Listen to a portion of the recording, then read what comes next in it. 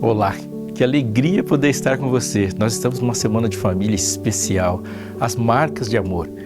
E eu falando com você me sinto muito, mas muito feliz, porque não sei onde você está, mas sei que é possível, pela palavra, pela vontade de Deus, pela tecnologia que Ele nos concedeu, estarmos juntos aqui. E daqui a alguns segundos nós vamos abrir a Bíblia e juntos nos alimentar daquilo que Deus tem para falar conosco neste dia.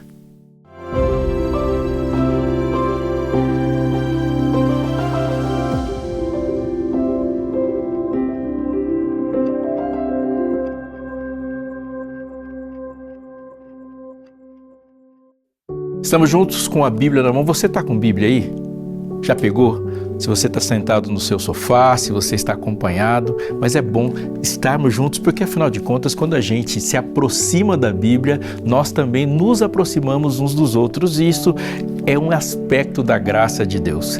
As marcas de amor de Deus estão por toda parte. Aliás, já parou para pensar que a resposta que o mundo precisa não é somente sobre o amor de Deus? Porque o amor de Deus está por toda parte. Você é e foi amado pela sua família. Se não sente verdadeiramente isso, você pode olhar para outros lugares e perceber que na natureza, na condução da vida, no socorro de Deus, as marcas do amor dele estão patentes para a nossa vida. Mas hoje, em especial, há uma marca muito importante que Deus coloca na vida dos seus filhos. A Bíblia fala e não fala somente uma vez sobre a marca na mão. O que isso significa e como isso pode vestir uma calça jeans e uma camiseta e circular pelos nossos dias, entrando e saindo no nosso cotidiano. É disso que eu vou falar com você, mas somente depois que orar e pedir a bênção de Deus para este momento. Querido Pai, que bom, que alegria podermos te chamar dessa forma e que bom, Senhor, saber que podemos nos comunicar contigo e a sua fala nos alimenta. Neste momento, nos dá luz para compreender e nos conectar ao teu saber. Te pedimos em nome de Jesus. Amém. O livro de Deuteronômio traz no capítulo 6 um dos versículos chave, importantes, sabe? Aqueles versos da Bíblia que determinam o que nós vamos conversar e falar depois disso. Deuteronômio 6 é um chamado, um ouve Israel. Alguns ali já chamam carinhosamente também de chamar Israel. Eu estou com a minha Bíblia aqui, sendo aberta em Deuteronômio 6, e eu quero que você me acompanhe mais uma vez o que diz esse texto, para que a gente tenha uma noção melhor. O capítulo 6 começa dizendo qual é o assunto, e o assunto são os mandamentos do Senhor. E depois de falar sobre os mandamentos e falar da aplicação dele, apresentando Deus a partir dos seus mandamentos, no verso 4, escute, começa: ouve Israel, o Senhor nosso Deus é o único Senhor. Portanto, ame o Senhor do seu Deus de todo o coração, de toda a sua alma e com toda a sua força. Uma pausa. Se você tem uma noção sobre amor, você já deve estar pensando que há uma pergunta que surge do versículo 4 imediatamente, porque é uma ordem, não é uma sugestão. As palavras não parecem inicialmente como palavras de conquista, mas diz: escute, ame o Senhor teu Deus de todo o seu coração. Aplique isso para a sua vida e a pergunta vai ficar maior. Os tons agora da pergunta tomam cores bem mais vivas. Pense em você chegando na sua casa e falando com seu filho, com seu cônjuge. Pense em você conversando com seu namorado e dizendo assim: escuta aqui, me ame. Parece estranho?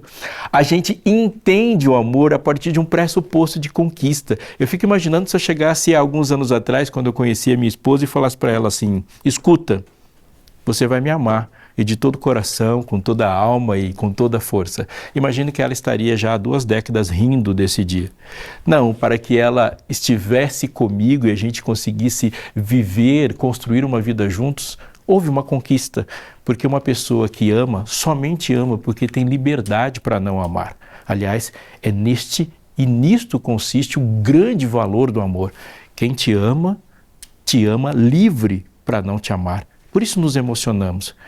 Então aqui, um Deus de amor, o autor do amor, a fonte do amor chega: escute, ame.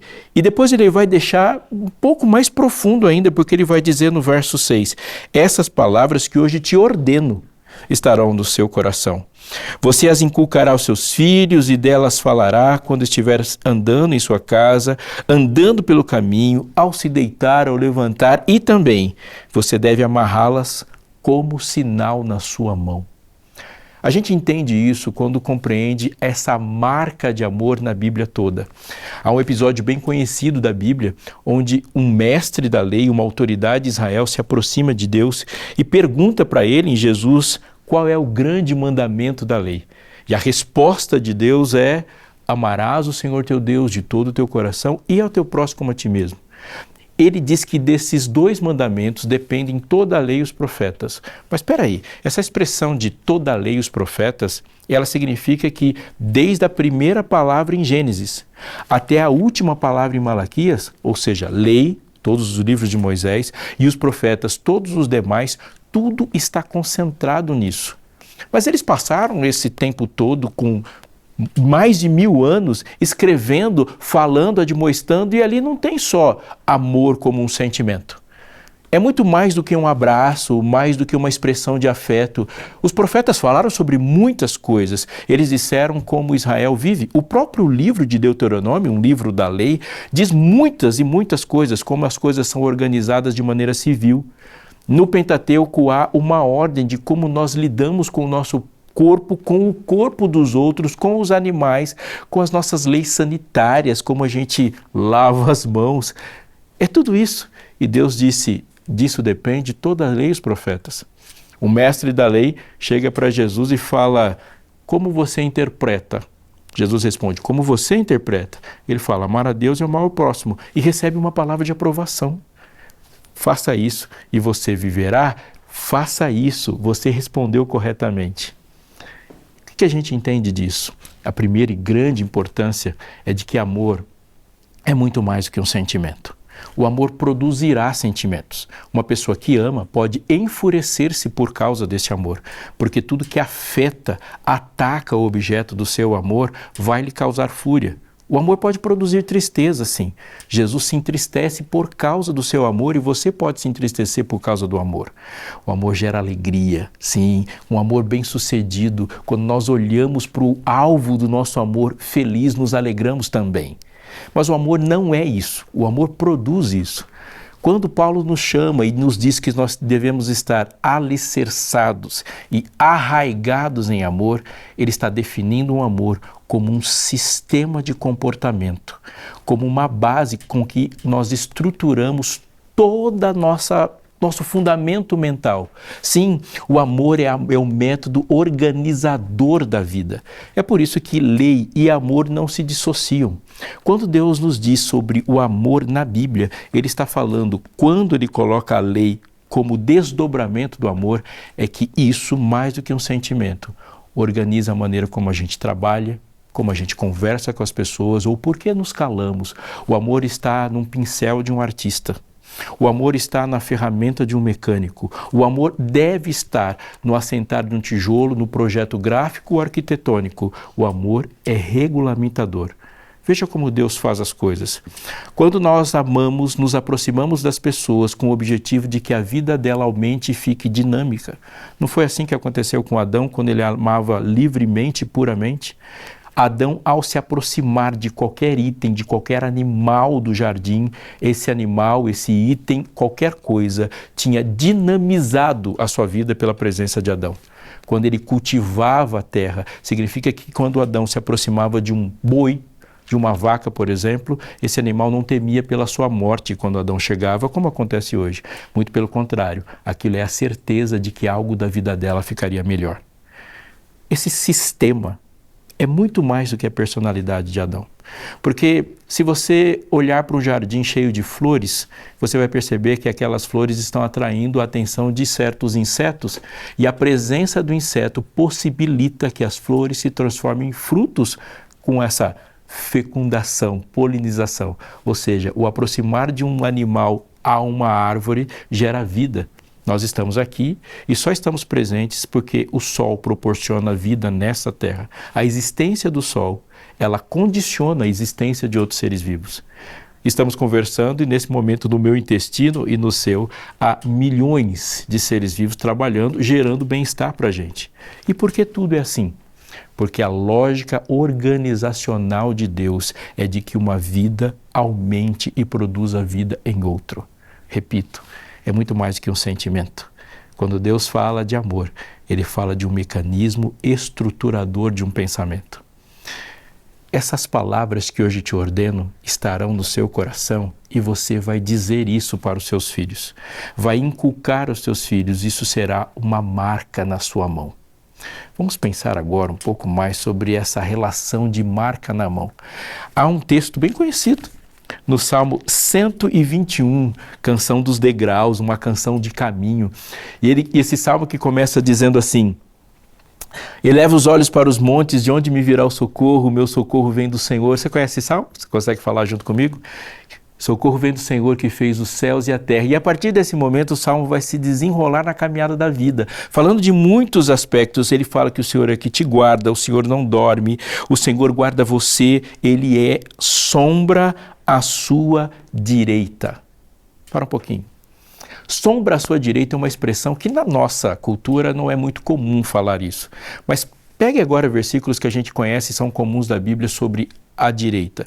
Quando se fala de Jesus, fala que Ele está à destra do Todo-Poderoso. Ele está à direita. E Jesus é o ser da divindade, que é o elemento executor dos projetos de Deus. Sim, sem Ele, nada do que foi feito se fez. Significa que quando a divindade quer criar, quer executar e se vê trabalhando, nós vamos ver Jesus à destra, ou seja, a mão direita significa a mão da execução, a mão do trabalho.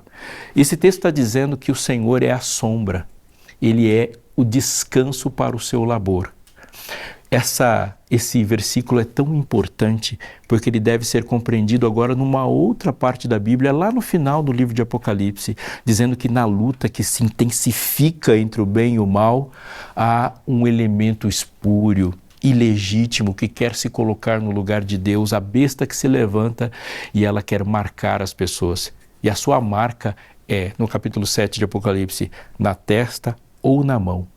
E no desenvolver do texto de Apocalipse 7, vale a pena dar uma boa estudada nisso, fala que ela impede as pessoas de trabalhar, impede de comprar livremente, ela afeta as nossas relações materiais. Isso é o afetar do sinal da besta. Ao mesmo tempo, o selo de Deus, o sinal de Deus está diretamente relacionado à nossa execução. Mas eu já ouvi falar, pastor, que o selo de Deus, a marca de Deus ali se destaca pelo sábado. Então olha para mim e pensa um pouquinho. Sábado é o mandamento que mais se relaciona a trabalho em toda a Bíblia. Mas sábado não tem a ver com descanso? Pensa um pouquinho. Deus cria no primeiro dia e no primeiro dia Ele faz separação entre luz e trevas e caminha para o que Ele vai fazer no segundo dia. E caminha para o terceiro dia. E você percebe que todo o progresso criador o direciona para a praia. Não, isso é uma lógica que nós criamos e ela não está necessariamente alinhada com o que está acontecendo em Gênesis 1 e 2.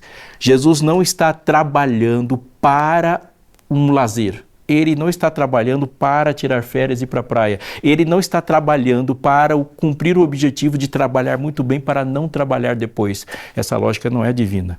Todo o trabalho de Deus o leva para o sábado. A execução, o ponto central do trabalho, o ápice da criação, é o momento em que a criação adora a Deus. Todo o trabalho de Deus leva para a adoração. E Ele diz, conforme eu fiz, porque em 6 dias fez o Senhor os céus, a terra, o mar e tudo que neles há, e ao 7º descansou. Portanto, filho, faça isso. Todo trabalho humano, a sua mão direita deve conduzir para a adoração. Sim, o sábado, ele não se separa do trabalho, ele se separa de tudo por causa do trabalho, porque Deus trabalhou em 6 dias e é por isso que ele descansa. Agora, olhe para mim e pensa comigo. Faz parte importante da nossa saúde mental, da nossa concepção de identidade, ter uma marca na mão. Porque se a marca não estiver presente nas nossas mãos, nós jamais viveremos uma religião de verdade. Porque se você fizer uma conta simples, As horas que você passa em uma semana numa igreja, por exemplo, nem se compara com as horas que você passa em um dia trabalhando. Uma pessoa normal que vai para a igreja em 3 dias por semana pode não ultrapassar 4 horas por semana de um momento de adoração na igreja. Mas ele só, no momento em que ele começa até a hora que ele sai do seu local de trabalho, é no mínimo 8 horas. Portanto, onde é que Deus mora na nossa adoração? Onde é o centro da presença de Deus na nossa vida? A resposta é óbvia. Nós passamos mais da metade do nosso dia ocupados com o trabalho. Portanto, se Deus está no centro da nossa vida, Ele deve estar à mão direita. A marca de Deus deve estar na nossa execução. Quando olhamos para Jesus, está imaginando isso? A gente imagina, né? Seus cabelos, seus olhos. O olhar de Jesus deve ser extraordinário e é um alvo bom a ser buscado. Pensamos nele, pensamos na sua voz, mas o reconhecemos e o reconheceremos também, porque as suas mãos estão marcadas. As marcas de Jesus trazem e significam cicatrizes. Nas nossas mãos, uma cicatriz, ela tem tudo a ver com algo que não queríamos que acontecesse. Você olha para o seu próprio corpo, talvez para suas mãos, em algum lugar que você tenha uma cicatriz de um acidente, uma cirurgia, e você pode imaginar, eu não queria que isso acontecesse. Mas não é essa a marca na mão de Jesus. A marca na mão de Jesus se alinha profunda e diretamente com tudo que ele falou, tudo que ele viveu, tudo que ele vive, tudo que ele pensa, tudo que ele é. Ao olharmos para aquelas marcas, vemos que Deus nos ama. E é a partir das marcas de Jesus que podemos compreender as nossas cicatrizes. Olhe bem para mim. Deixe Deus falar no seu coração neste momento. E se você for esquecer tudo que eu te disse até agora, se esforce e peça para Deus não permitir que você se esqueça disso. Uma cicatriz na mão de um filho de Deus, ela é uma marca de uma ferida que foi curada. Todas as cicatrizes que nós carregamos, elas flagram e testemunham para o planeta todo a capacidade que Deus tem de curar feridas. Olhe para as suas cicatrizes e permita que Deus dê significado para elas. E os seus significados estão nas cicatrizes dele. Olhe para as pessoas que estão ao seu redor, seus filhos, e entenda que marcá-los e inculcar na cabeça deles e deixar uma marca na mão é porque nós criamos pessoas para que a vocação dele seja um sinal de que Deus existe. No trabalho, nos estudos, carregamos marcas, assim como uma digital é uma marca singular, exclusiva de todos. Nas nossas mãos deve estar a marca de amor e tudo que as nossas mãos tocarem devem deixar ali uma prova de que o amor de Deus se executa em tudo que fazemos. Por isso vou orar, pedindo para que Deus, assim, no seu coração, faça com que o amor transpareça e no seu toque, as pessoas entendam a lógica de Deus que nos ama e esse amor apareça em todas as coisas. Vou fechar os olhos. Se você conseguir, faça isso também. Mas de qualquer forma, escute. Querido Deus, obrigado porque Tu és um Deus marcado por uma história de redenção e as Tuas marcas estão presentes em nós. Te louvamos e te pedimos, Senhor, que nas nossas mãos, nas nossas execuções, sejamos um reflexo das Suas mãos e da Sua execução e que o amor esteja presente como identidade daquilo que fazemos. Abençoa-nos enquanto família, abençoa-nos enquanto filhos Teus e família de Cristo na terra, para que a nossa vida Te glorifique. Em nome de Jesus. Amém.